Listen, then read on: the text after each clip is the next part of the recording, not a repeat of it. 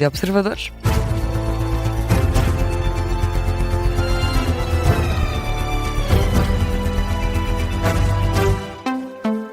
Jornal da Meia-Noite, edição da Diana Rosa, e começamos com uma notícia observadora. A defesa de Ricardo Salgado aceitou as penas de prisão efetiva no caso GES e no caso EDP. Penas de prisão de 8 anos por abuso de confiança e de 6 anos por corrupção e branqueamento. São penas que transitaram em julgado, ou seja, são decisões definitivas.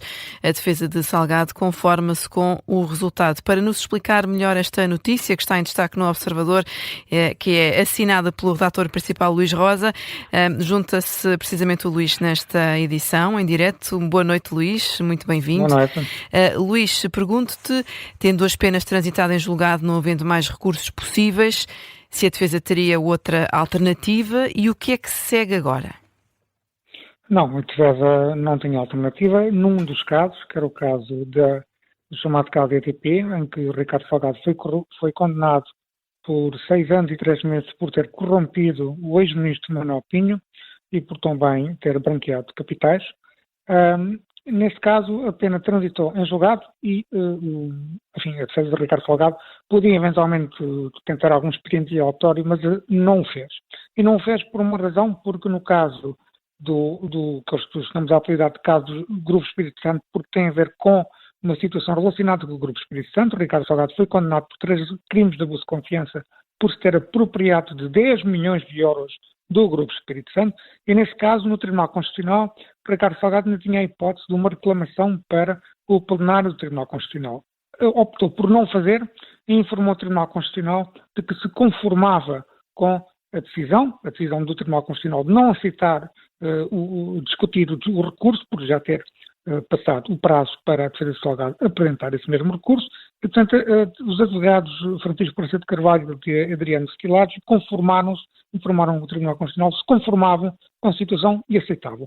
O objetivo é estratégico, é no sentido de juntar estas duas penas, porque as duas penas estão a transitar em julgado ao mesmo tempo, e, portanto, as duas penas de 6 anos, e uma pena de 6 anos e 3 meses por 2 crimes de corrupção ativa e um crime de branqueamento de capitais, e a pena de 8 anos por 3 crimes de abuso de confiança, estas duas penas vão ter que dar lugar a uma nova pena, ou seja, a defesa de Ricardo Salgado pede um cúmulo jurídico para que seja apurada uma nova pena que substitua as duas. E, portanto, os 2 processos vão baixar à primeira instância e esse cúmulo jurídico terá de ser apurado. Isto de alguma forma atrasa o processo? Não atrasa o processo. Nenhum dos 2 processos, antes pelo contrário, os 2 processos transitórios em julgado, vão baixar os 2 mais ou menos ao mesmo tempo, e num dos processos, provavelmente será o processo do caso EDP, terá de ser apurado um novo cúmulo jurídico, ou seja, uma nova pena que substitua as 2 penas que eu acabei de descrever há pouco. Ora, esse cúmulo jurídico não pode ser, para tu perceberes, para nós ouvintes perceberem, 8 anos mais 6 anos e 3 meses, não é isso, não é essa uma das 2 penas, é sim uma nova pena que terá de resultar da junção destas 2 penas. E, portanto, isso é o cúmulo jurídico. Mas a defesa de Ricardo Salgado também pede outra coisa, como é público, e isso o Observador tem noticiado ao longo destes anos já várias vezes, o Ricardo Salgado padece da doença de Alzheimer, de uma doença degenerativa. Já foram feitas várias perícias por parte do Instituto de Medicina Legal e foi confirmado esse diagnóstico. O que é que vai acontecer agora? Tal como o Observador sempre noticiou e os tribunais superiores portugueses confirmaram, a nossa lei não permite, tal como a defesa de Salgado queria, a extinção do processo. Porquê? Porque o Ricardo Salgado, quando se praticou os crimes, estes crimes que agora transitaram em julgado e que são definitivos, quando ele praticou estes crimes, estava são. Ora, estando são, a lei portuguesa não permite a extinção do processo, não permite a suspensão do processo. Permite sim, isso é um pedido que a defesa de Ricardo Salgado está a fazer, permite sim a suspensão da execução da pena. Mas para isso terá de ser feita uma nova perícia por parte do Instituto de Medicina Legal para se apurar 2 coisas. Primeiro, se Ricardo Salgado tem consciência do que se passa à sua volta. Em segundo lugar, se tem consciência do sentido da pena, ou seja, se tem consciência de que foi condenado a uma pena de prisão efetiva. Se a resposta a estas 2 perguntas que eu acabei de escrever forem positivas, se os peritos do Instituto de Medicina Legal confirmarem uma resposta positiva a estas duas perguntas, então Ricardo Salgado eventualmente terá de ser preso, ou num estabelecimento prisional, ou em casa, ou até num hospital-prisão. Se a resposta for negativa, então estão cumpridos os requisitos para que exista uma suspensão da execução da pena. Ou seja, Ricardo Salgado fica com cadastro criminal, fica provado claramente que praticou estes crimes, mas devido à sua doença, à anomalia psíquica posterior à prática dos crimes, é assim que tecnicamente se diz, ele não será preso. É isso que a nossa lei permite e é isso que terá que ser aferido agora por parte de uma nova presidente do Instituto de Medicina Legal.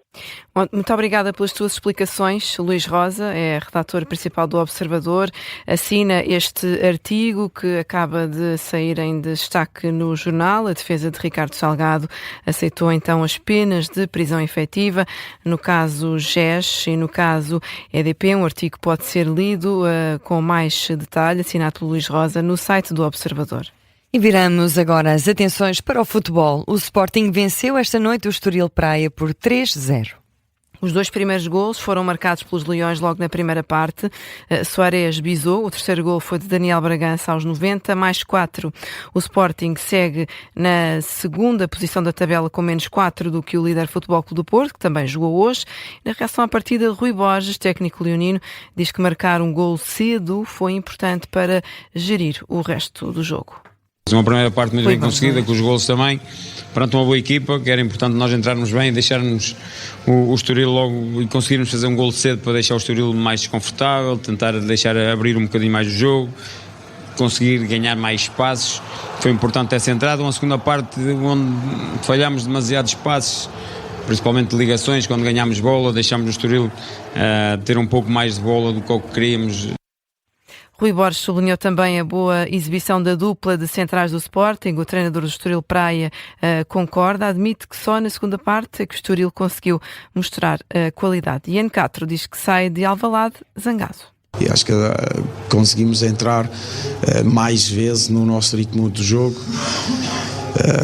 sem ter certeza para dizer que tivemos grandes oportunidades. Acho que grandes oportunidades talvez não, mas acho que conseguimos situações em que noutros dias fazemos golos, mas não conseguimos e temos que sair daqui zangados. Vimos aqui Ian Castro. O Sporting somou hoje a terceira vitória consecutiva para o campeonato, mas mantém-se à espera de um deslize do Futebol Clube do Porto, que vai isolado no primeiro lugar.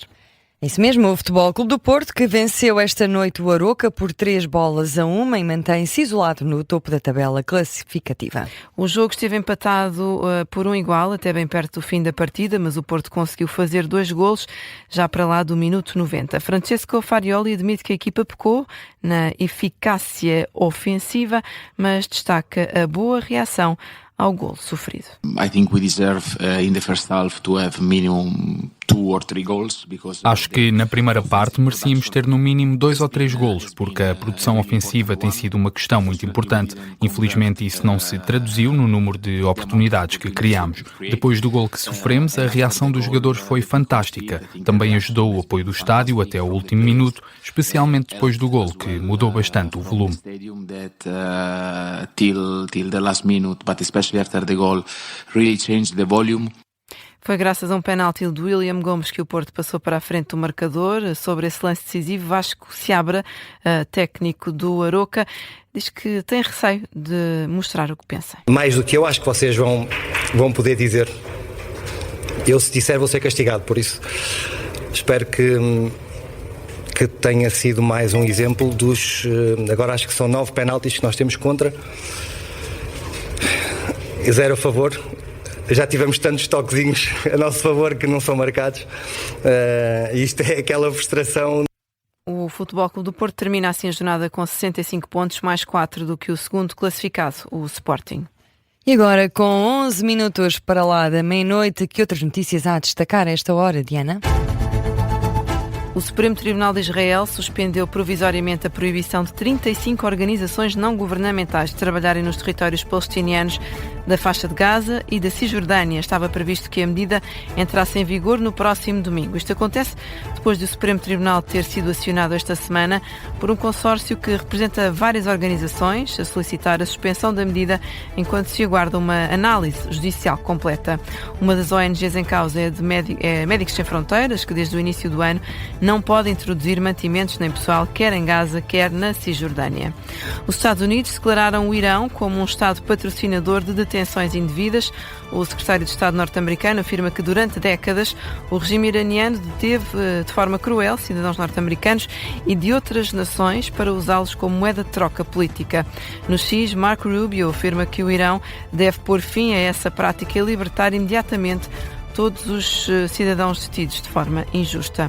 Falamos ainda do caso de Jeffrey Epstein. Bill Clinton foi hoje ouvido pela comissão que está a investigar o processo perante o Congresso norte-americano.